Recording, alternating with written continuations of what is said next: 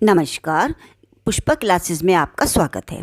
आज हम इस वीडियो में बात करेंगे कक्षा 8th विषय हिंदी, पुस्तक वसंत, अध्याय 4 दीवानों की हस्ती। चलिए, इस चैप्टर के क्वेश्चन आंसर करने से पहले हम बताते हैं कि इस कविता में कवि क्या संदेश देना चाहते हैं।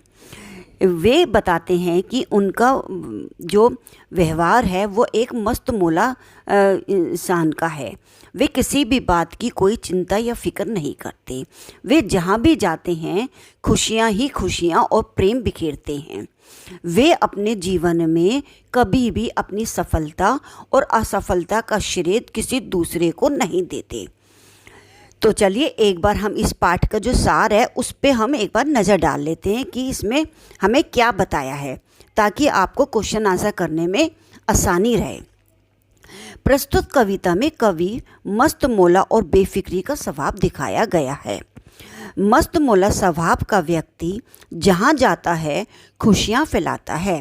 वह हर रूप में प्रसन्नता देने वाला है, चाहे वह खुशी हो या आँखों में आया आंसू हो। कवि बहते पानी रमते जोगी वाली कहावत के अनुसार एक जगह नहीं टिकते। वह कुछ यादें संसार को देकर और कुछ यादें लेकर अपने नए नए सफ़र पर चलते रहते हैं। वह सुख और दुख को समझकर एक भाव से स्वीकार करते हैं। कवि संसारिक नहीं हैं, वे दीवाने हैं। वह संसार के सभी बंधनों से मुक्त हैं। इसलिए संसार में कोई अपना कोई पराया नहीं है। जिस जीवन को उन्होंने खुद चुना है उससे वे प्रसन्न हैं और सदा चलते रहना चाहते हैं। वे खुशियों का संचार करते हैं, जहाँ भी जाते हैं खुशियाँ बिखेरते हैं और जीवन में असफल हो जाने पर, हार जाने पर किसी को दोष नहीं देते। इस कविता में संदेश देते हैं कि हमें अपनी सफलता और असफलता का श्रेय स्वयं को ही देना चाहिए, क्योंकि अगर हम असफल होते हैं तो उसमें भी कहीं न कहीं दोष हमारा ही है, किसी और का नहीं। और सफल होते हैं तो भी श्रेय हमारा ही होता है, क्योंकि मेहनत हमने की होती है। और स्वयं सफल होने पर किसी को दोषी नहीं मानना चाहिए। वे जब जीवन में कभी हार जाते हैं, असफल हो जाते हैं, इस सब का दोष किसी और को नहीं देते। यह इंसानियत की बहुत ही बड़ी बात है जो कि कवि में देखी जाती है।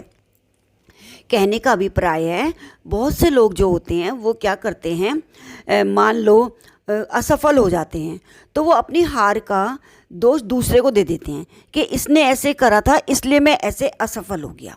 ये बात कवि हमें संदेश देते हैं, कभी भी अपनी हार का और अपनी सफलता का श्रेय किसी दूसरे को नहीं देना चाहिए। ठीक है ना। तो चलिए इसके क्वेश्चन आंसर भी स्टार्ट कर लेते हैं। सबसे पहले नंबर 1 पे क्वेश्चन हमसे पूछा है, कवि ने अपने आने को उल्लास और जाने को आंसू बनकर बह जाना क्यों कहा है।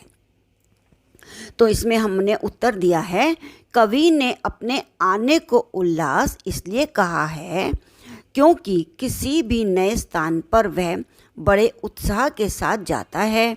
वहाँ जाकर उसे प्रसन्नता होती है, पर जब वह उस स्थान को छोड़कर आगे जाता है तब उसे दुख होता है।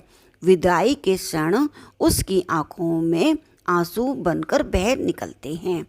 मतलब जो ये कवि हैं उनको एक जगह पे रहना पसंद नहीं है। वे घुमक्कड़ हैं, मस्तमौला हैं, बेफिक्र हैं। तो वो अपनी एक जगह से दूसरी जगह जाते रहते हैं, लेकिन जब वो कहीं नई जगह जाते हैं तो उनके अंदर बहुत उल्लास, खुशी और प्रसन्नता फैलाते हैं।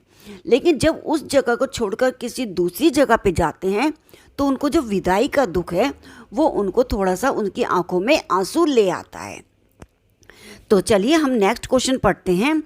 भीखमंगों की दुनिया में बेकोर प्यार लुटेने वाला कवि ऐसा क्यों कहता है कि वह अपने हृदय पर असफलता का एक निराश भरा की तरह लेकर जा रहा है, क्या वह निराश है या प्रसन्न है? इसका आंसर है, जहाँ भिखमंगों की दुनिया से कवि का आश्रय है कि यह दुनिया केवल लेना जानती है, देना नहीं। कवि ने भी इस दुनिया को प्यार दिया, पर इसके बदले में उसे वह प्यार नहीं मिला जिसकी वह आशा करता है। कवि के लिए यह उसकी असफलता है, इसलिए वह अपने हृदय पर असफलता का एक निशान भार की तरह लेकर जा रहा है। अतः कवि निराश है। वह समझता है कि प्यार और खुशियाँ लोगों के जीवन में भरने में वे असफल हुआ है। कहने का अभिप्राय है, कवि ने अपने जीवन में सबको बहुत प्यार और प्रसन्नता दी है, बदले में वो भी चाह रहा था कि उसको प्यार और स्नेह मिले, लेकिन उन्होंने बताया है कि दुनिया सिर्फ लेने लेने में है, देती नहीं है। तो उनके अंदर एक निराशा है, एक छल वाली भावना है कि मैंने जितना दिया उतना प्यार और स्नेह मुझे नहीं मिला। तो नेक्स्ट क्वेश्चन हम पढ़ते हैं, कविता में ऐसी कौन सी बात है जो आपको सबसे अच्छी लगी? तो इसका आंसर है, कविता में कवि का जीवन के प्रति दृष्टिकोण अच्छा लगा। ऐसी दृष्टिकोण रखने वाला व्यक्ति ही सुखी रह सकता है। यानी कि क्या अभिप्राय है, मस्त मौला स्वभाव। वो दुनियावी बंधनों में बंधे हुए नहीं थे। वे अलग अलग नई नई जगहों पे जाकर उत्साह और उल्लास से प्रसन्नता भरा माहौल बनाया करते थे और वो दुनिया को प्यार ही प्यार बांटते थे सबसे। और उनके और एक अच्छी बात क्या उन्होंने बताई है, कभी भी अपनी सफलता और असफलता का श्रेय किसी दूसरे को नहीं देना चाहिए।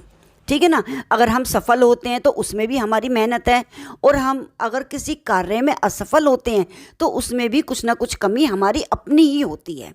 यही संदेश कविता के जरिए कवि ने हमें दिया है। आई होप आपको मेरा ये वीडियो पसंद आया होगा, तो प्लीज़ मेरे चैनल को सब्सक्राइब कीजिए और वीडियो देखने के लिए आपका बहुत बहुत धन्यवाद।